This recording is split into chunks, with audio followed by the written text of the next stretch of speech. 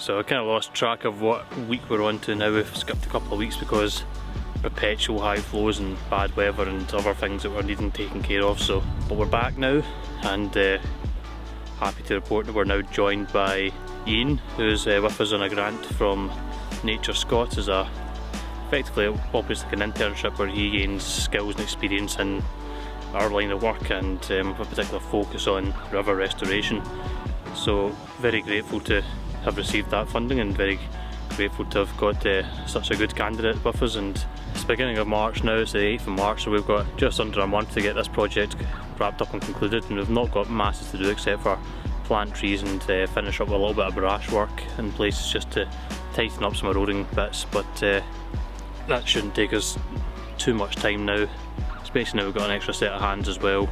We've already seen the willow starting to sprout and show signs of life. So we had Alex and Catherine came out and helped us break brush bundles and plant trees, and or plant willow more so. And this is some of this willow now starting to show signs of life. Our first thoughts of our business today was getting some stiles in. Now this fencing's up, we don't want to have people clambering across fences that are newly in, it's not good for them.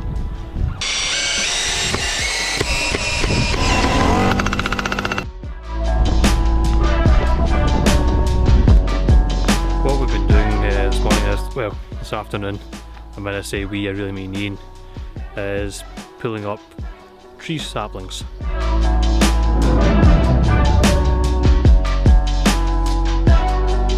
These are birch and willow predominantly, and they're a couple of years old, and they're free, provided you've got landowner permission and you've spoken and agreed that you can pull small trees out the ground.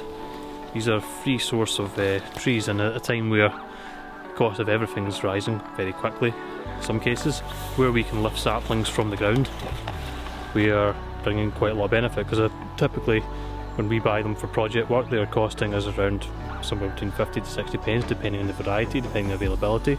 These trees are there for the sake of putting a bit of effort and pulling them from the ground and then planting them. So that offers tremendous value for the sake of a bit of effort.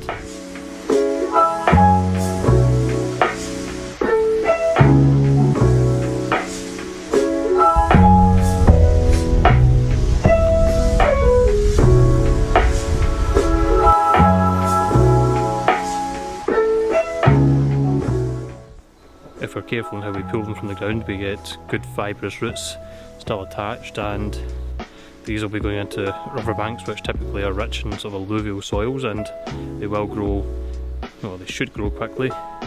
And even the smallest willows have such a huge root mass, fibrous mass below the surface.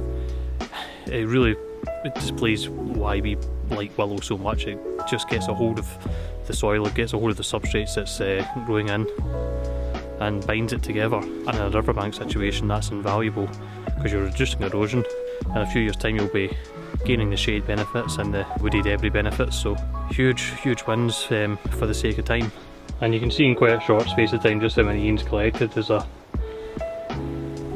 bag full there, large bucket there. It is a monotonous job, just a fantastic effort, and it's very appreciated.